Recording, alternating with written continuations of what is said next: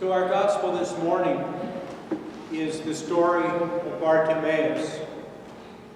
It comes to us in Mark's gospel as the very last of the miracles of Jesus.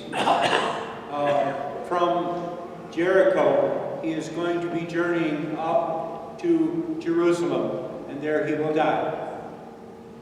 So this comes at the end of his public life. And so it serves the story as a kind of summary of this last journey we've been on with Jesus throughout the summertime and the fall. And so some of the teachings here are very helpful for us in summarizing what it means to follow Jesus or to be a disciple. So let's look at the story. We'll also kind of test to see if you were paying attention. So he begins, what's important is the place. What was the city that he was leaving? Jericho. Do you know where Jericho is? It's down near the River Jordan and the Dead Sea. Very low, right? So the journey from there is up to Jerusalem. And he's leaving. It's a busy town. People went through there a lot of times from the east going to Jerusalem.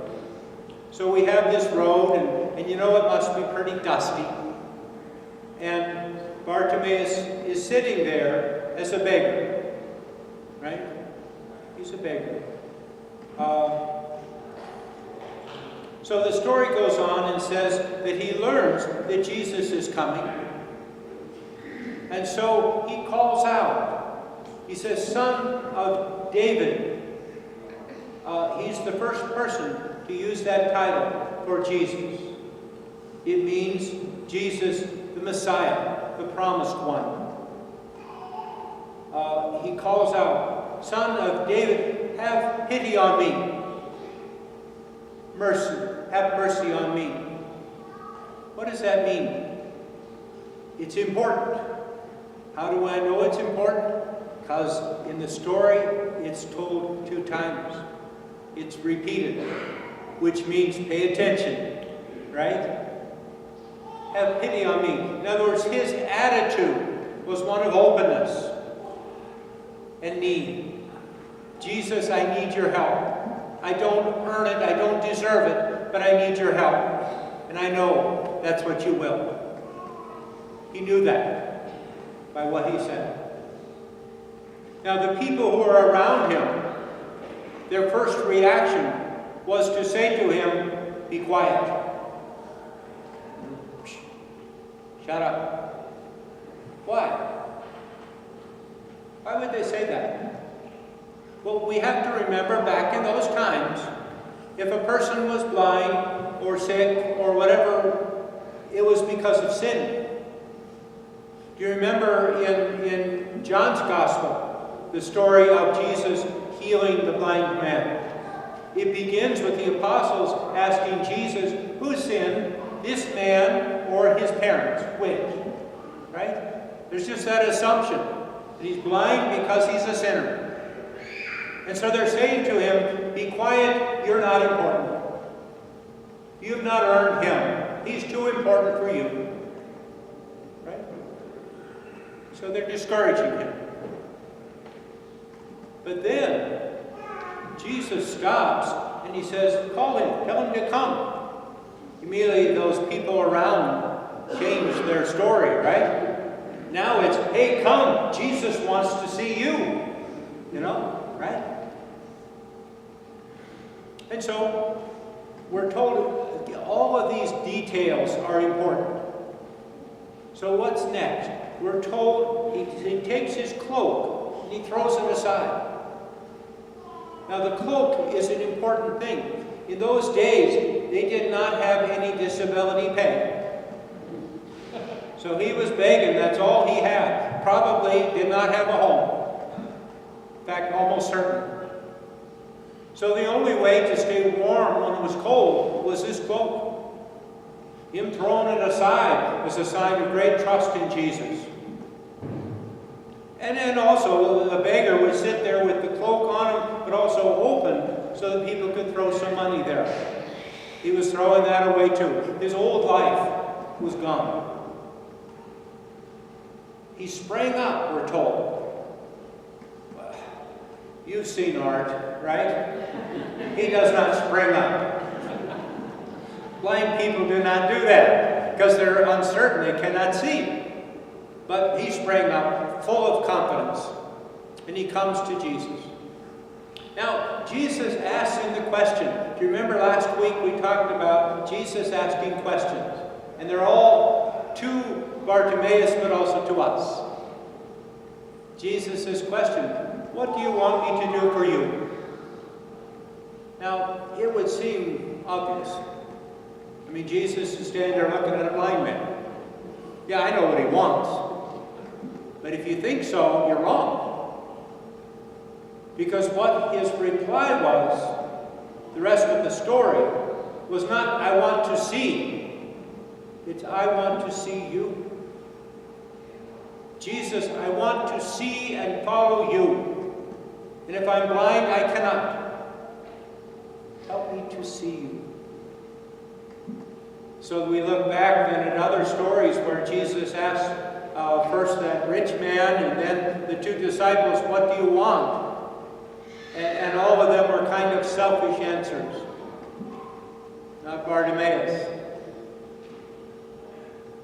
And so we are told that he followed Jesus up the road. What does this all mean?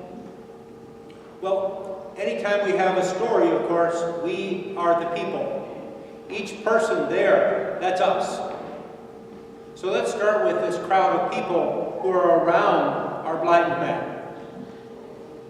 What's their first response? Saying to him, be quiet, you're not important. Right? In other words, they discouraged him from going to Jesus. And they represent our world, which does not encourage people to open themselves to Christ. But they're also us. Those times we are judgmental of others. Judgmental based upon the world. These false assumptions. Because they were wrong about this man. As opposed to when they learned that Jesus wanted to see him, now they're all encouraging. Which should we be? Jesus wants us to encourage every person to see him, no matter their life. It's not a matter of earn. Have mercy on me. None of us earns him. Jesus wants us to see him. And he wants you and I to be instruments of opening that path. Instead of, by our judgments, pushing people back. Which do we do? Both. We're guilty. We do both. Let's focus on what's important. Now, the story also, again, is about being a disciple, a follower of Jesus. And so we look to Bartimaeus as a model for us.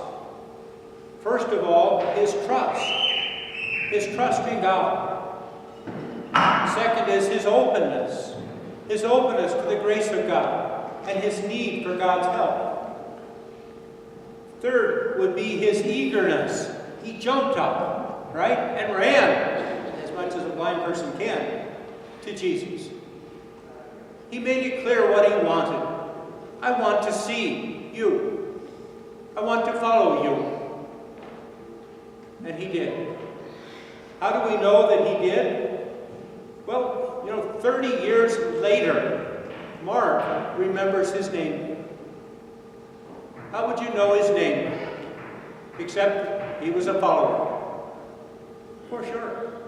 There are stories, legends, about him becoming a missionary himself and traveling to other lands to proclaim the gospel.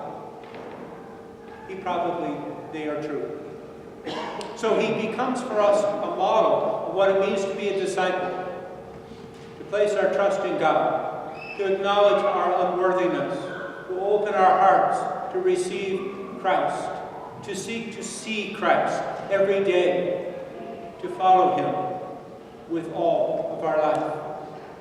Where did he follow? Up that road, along the way to Jerusalem, to the cross. This too is necessary for all who would be a disciple of Jesus Christ. So we have this beautiful story, and through the beauty of God's design, we can reflect upon this story all week, right?